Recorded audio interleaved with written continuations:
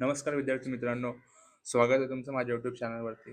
आज आपण इयत्ता 6वी लक्षणे सजीवांची या धड्यावर चर्चा करणार आहोत. याची प्रश्न उत्तरे मी दिलेलीच आहेत अगोदर तुम्हाला. फक्त मी हा धडा शिकवला नव्हता, माझ्याकडून राहून गेला होता. तर आता आपण पाहूया काय होतंय. तर याच्यामध्ये आपल्याला 3 चित्र दिसत आहे.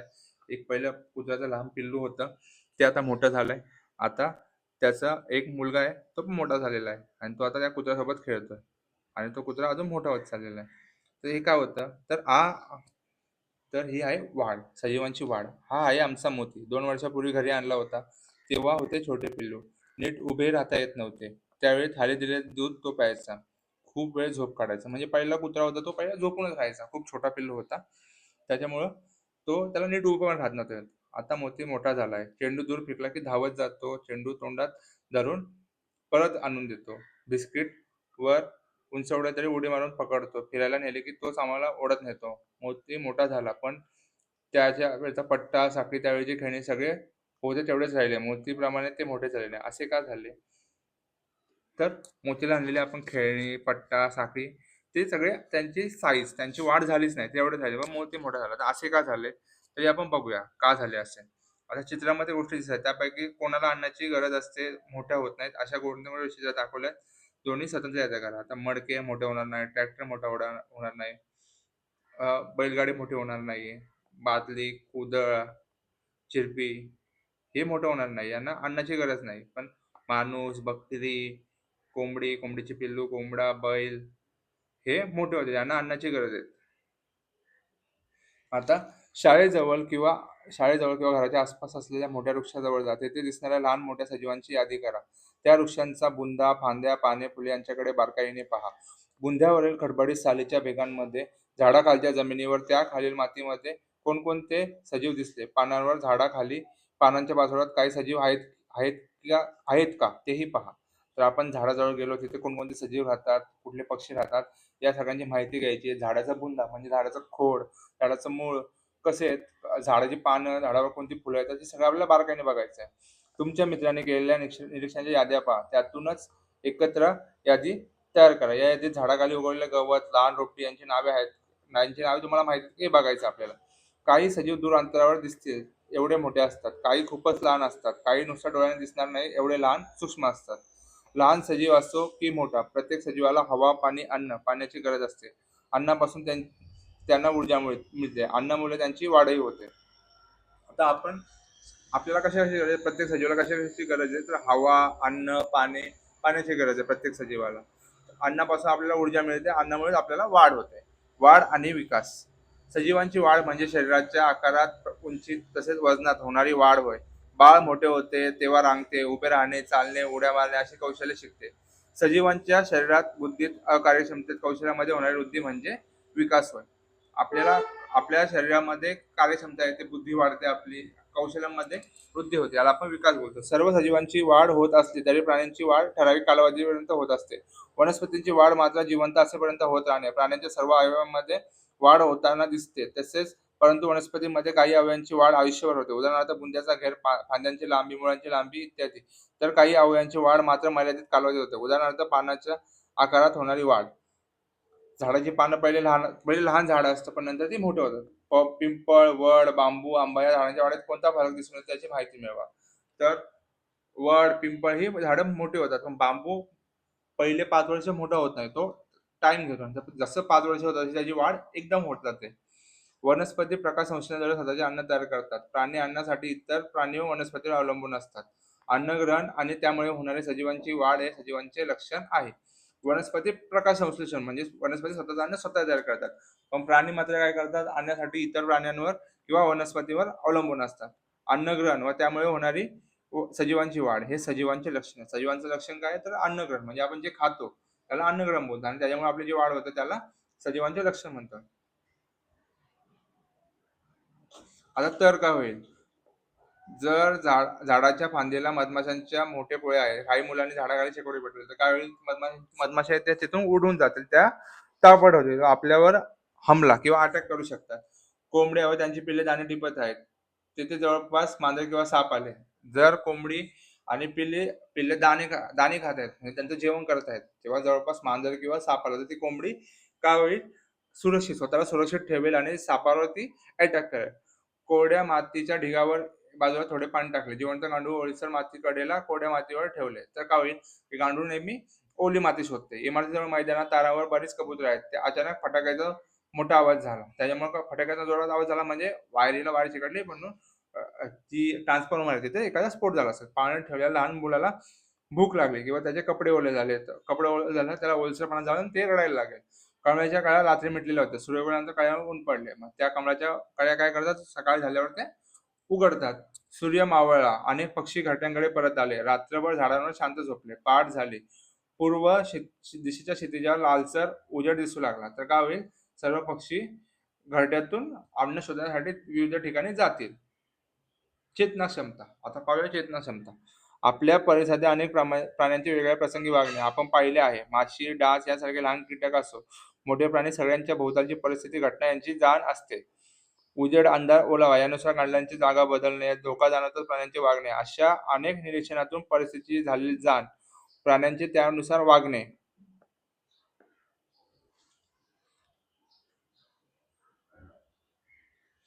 प्राण्यांचे त्यानुसार वागणे आपण पाहिलेच असेल. सजीवाला परिस्थितीची होणारी जाण म्हणजे चेतना. ती मिळाल्यावर सजीवाचे वर्तन म्हणजे चेतनेला दिलेला प्रतिसाद किंवा प्रतिक्रिया. कधी पण बघा, आपण जर एखाद्या मोठ्या इमारतीवर गेलो, मोठ्या इमारतीवर आपण खाली बघितलं, आपल्याला अचानक भान जागेल होतं, आपण घाबरतो, आपण आपल्या शरीराला उंचीपासून थोडं लांब ठेवतो. हे आपलं वर्णन आहे, त्याला आपण बोलतो आपली चेतना. आणि त्याच्यानंतर दिसलं आपण आपल्या शरीराला मागं वळतो, त्याला बोलतो आपला प्रतिसाद किंवा प्रतिक्रिया, यालाच बोलतो आपली चेतना क्षमता. वेगवेगळ्या चेतनामध्ये प्राण्यांचे प्रतिसाद दिसतात. वनस्पतींना चेतना क्षमता दिसते, त्यामुळे मुळे जमिनीच्या ओलाव्याच्या बाजूला अधिक वाढतात, तर पानांना पुरेसा प्रकाश मिळावा म्हणून अशा प्रकारे फांद्यांची वाढ होते.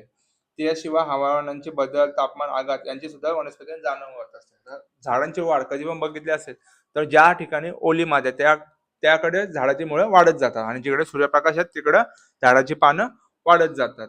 आणि नंतर ज्यांना जितका पुरेसा प्रकाश भेटेल त्या ठिकाणी झाडाच्या फांद्यांची वाढ होते. तसेच वनस्पतींना काय होतं, हवामानातील बदल, तापमान, आघात यांची सुद्धा जाणीव होते. आता इथे हा लाजोळचं झाड आहे, आपलं आपण टच केलं तर ते काय करेल, मिटकून जाईल, लाजेल ते. नंतर इथे वेल आहे, वेल काय करेल, तिला सपोर्ट शोधेल आणि त्या ठिकाणी ती वाढत जाईल. आणि इथे मुलगी आहे, तिच्या डोळ्यावर प्रकाश आला, आपल्या डोळ्यावर अचानक प्रकाश आला, आपण हात वरती करतो म्हणजे त्या प्रकाशापासून आपण वाचवतो. याला आपण काय बोलतो, आपली चेतना क्षमता. उत्सर्जन. सजीवाच्या शरीरात अनेक क्रिया घडत असतात. शरीराला नको असणारे काही पदार्थ क्रियांमुळे तयार होतात. असे पदार्थ शरीराबाहेर टाकणे याला उत्सर्जन म्हणतात. याला काय बोलतो आपण, उत्सर्जन. उच्च वासातून पाण्याची वाफ आणि कार्बन डायऑक्साईड वायू बाहेर टाकला जाणे, घाम येणे, मूत्र शरीराबाहेर टाकणे, या प्रकारे पाणी उत्सर्जन करतात. वनस्पतींना नको असलेले पदार्थ उदाहरणार्थ क्षार, टॅनिन, राळ, डिंक, कॅल्शियम ऑक्सिलेट यांसारखे स्फटिक स्फोटाच्या सालीमध्ये जुन्या झालेल्या पाण्यामध्ये साठतात. ती पाने आणि साग गळून पडली की त्यांचे उत्सर्जन होते. अशा वनस्पतींच्या खोडावर मानवी किंवा नैसर्गिकरित्या इजा झाल्यास त्यातून चिकट पदार्थ बाहेर येतो. तो वाळून कडक झाला की डिंक तयार होतात. ते वनस्पतीमध्ये उत्सर्जन होते. वनस्पतींच्या मुळावाटे काही पदार्थांचे उत्सर्जन होते. उत्सर्जन म्हणजे काय, एखाद्या सजीवाच्या शरीरामध्ये अनावश्यक वस्तू असतात त्या आपण बाहेर टाकतो. आपण मानवी शरीर मलमूत्राद्वारे उत्सर्जित पदार्थ करतो. तसंच प्राणी, पक्षी, झाड त्यांची पानं गळून पडतात, त्याच्यामुळे त्यातून उत्सर्जन होतं. किंवा काय बोलतात, डिंक बाहेर पडतो, ते एक उत्सर्जनाचा प्रकार आहे. आता पुढचा आहे प्रजनन. खूप महत्वाचा पॉइंट, प्रजनन.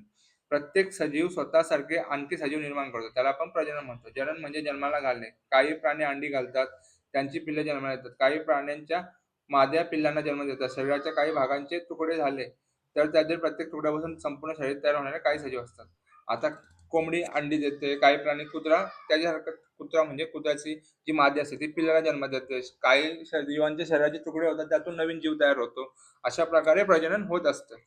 अनेक वनस्पतींचे प्रजनन त्यांच्या बीजाद्वारे होते. बीजाच्या आतील भागात लहान अंकुर असतो. बी रुजताना अंकुर वाढून सुरुवातीची छोटी पाने मुळे तयार होतात. बीज रुजून रोपाची वाढ सुरू होणे याला बीजांकुरण असे म्हणतात. आपण बी रुजवतो जमिनीमध्ये, त्यातून एक अंकुर, छोटा पान फुटतो, नंतर तो हळूहळू मोठा होत जातो, त्या रोपाची वाढ सुरू होते, त्याला आपण बोलतो बीजांकुरण. या वाढीसाठी कशाची गरज असते, अन्नाची.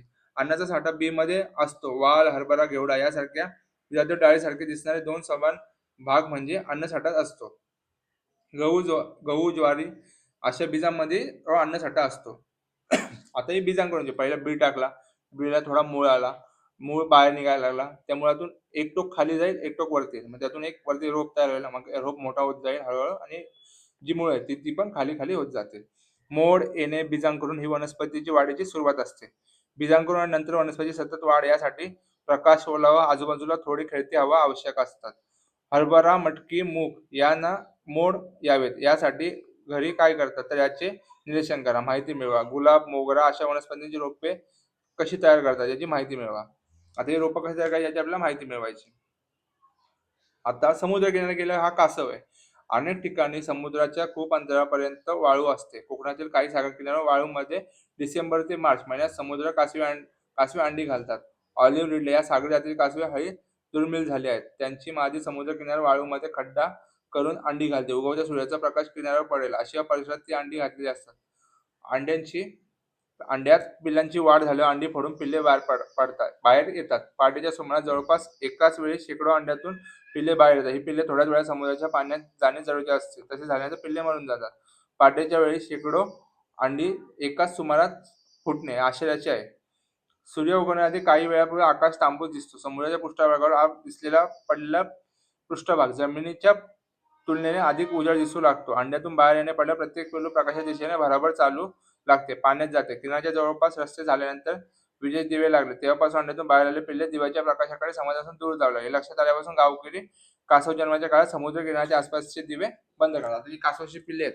जसा सूर्यप्रकाश येतो तशी ती त्या प्रकाशाकडे धावतात. तो प्रकाश समुद्राकडे असतो. ती कासवाची पिल्ले समुद्राकडे जाणं गरजेचं आहे. पण मानवी वस्ती समुद्र किनारी राहत असल्यामुळे ते आपले लाईटीचे दिवे आहेत त्याकडे कासवाची पिल्ले येत होते. म्हणून तिथली माणसं कासव जन्माच्या वेळी काय करतात की कासव जन्माच्या वेळी तिथल्या ज्या लाईट आहेत त्या बंद करतात. त्यामुळे ते सर्व पिल्ले समुद्राकडे जातील. आणि अंजर्ले आपल्या इथे समुद्र किनारपट्टी अंजर्ले आहे रत्नागिरी जिल्ह्यामध्ये. तेथे हा एक कासव उत्सव आपण साजरा करतो. आता पुढचं आहे श्वसन. अनेक प्राणी नाकाने श्वासोच्छवास करतात. नाकाने हवा फुफ्फुसात घेणे, श्वास घेणे, कार्बन डायऑक्साईड वायू आणि पाण्याची वाफ बाहेर सोडणे म्हणजे उच्छवास. आपण शरीरामध्ये ऑक्सिजन घेतो, बाहेर कार्बन डायऑक्साईड आणि पाण्याची वाफ सोडतो. श्वास आणि उच्छवास ही क्रिया एका पाठोपाठ सतत चालू असते. नाक आणि फुफ्फुस नसलेले प्राणी इतर काही प्रकाराने ऑक्सिजन मिळवतात. सजीवांनी मिळवलेले अन्न ऑक्सिजन क्रियेतून शरीरात ऊर्जा निर्माण क्रियेला श्वसन म्हणतात. आपण खाल्लेलं अन्न आणि ऑक्सिजन या क्रियेतून आपण ऊर्जा निर्माण करतो. वनस्पती सजीव आहेत, त्यांच्या पेशींमध्येही श्वसन सुरू असते. श्वासोच्छवास, श्वसन या वेगवेगळ्या क्रिया आहेत. आता गांडूळ, माशी, फुलपाखरू यांचे निरीक्षण करण्याने ते श्वासोच्छवास कसे करतात ते आपण व्हिडिओ पाहून बघूया. आता हालचाल. प्राणी हालचाल करतात. अन्न मिळवणे, संरक्षण, निवारा, चेतनेला दिलेला प्रतिसाद यासाठी ही हालचाल असते. गाडी चालणे, उड्या मारणे, पोहणे यासारख्या विविध हालचाल तुम्हाला पाहिल्या आहेत. वनस्पती एका जागेवरून दुसऱ्या जागी जाऊ शकत नाही, परंतु त्यांना चेतना क्षमता असते. एकाच बाजूने सूर्यप्रकाश येत असेल तर फांद्यांची वाढ त्या बाजूला जास्त असते. मुळांची वाढ ओलाव्याच्या बाजूला होते. यावरून वनस्पती भोवतालच्या परिस्थितीची जाणीव होते, लक्षात येते. म्हणजे ज्या साईडला ओलावा आहे त्या साईडला झाडाची मुळे जातात आणि ज्या ठिकाणी सूर्यप्रकाश, आपल्या घरी झाड लावलं असेल तुम्ही तर ज्या ठिकाणी सूर्यप्रकाश आहे त्या ठिकाणी झाडाची वाढ जास्त दिसते. त्याच्यामुळे वनस्पती एका जागेवर हलू शकत नसली तर तिला आपल्या सभोवतालची परिस्थिती तिची जाणीव असते, आपल्या लक्षात येते. अंधार पडू लागला की झाडावर फांद्यांच्या एकमेकांनी जोडलेले पान हात जोडल्या की मिटतात, झाडे आपले मिटतात आणि सूर्य उगवला की पुन्हा ती सुट्टी होतात. याच्यामुळे आपल्याला काय समजतं की झाडांनाही दिवस रात्र कळतं. त्यांची फांद्या वाढणे, पानांचे उघडणे बिघडणे, कळ्यांचे उमलणे या घडणाऱ्या त्यांच्या वनस्पतींची ही हालचाल आहे. आता वनस्पती ओल्याव्याकडे वाढतात, फांद्या प्रकाशाकडे जातो याचा शोध आपल्याला पूर्वी सगळ्यांना माहित होतं. पण उष्णता, इजा होणे त्यांची जाणीव वनस्पतीने होत असते. आपल्याला कल्पना अशा जाणीव वनस्पतीने होत. हे सारे संदेश शरीर रचना असेल. याचा सगळ्यात पहिला शोध कोण लावला? जगदीश चंद्र बोस. हे आपले खूप मोठे सायंटिस्ट आहेत, वनस्पती शास्त्रज्ञ आहेत. त्यांनी याचा शोध लावला. वनस्पतींच्या आपल्याला न जाणवणाऱ्या अतिसूक्ष्म हालचाली, थोड्याच वेळात झालेली वनस्पतींची वाढ 10,000 पटीने स्पष्ट दिसेल, तिचे मोजमाप करता येईल असा त्याने शोध लावला. कोणी लावला? जगदीशचंद्र बोस यांनी. तर वनस्पतींची वाढ अशा प्रकारे सजीवांची लक्षणीय सजीवांचे हा पहिला पार्ट मी इथे संपवतोय.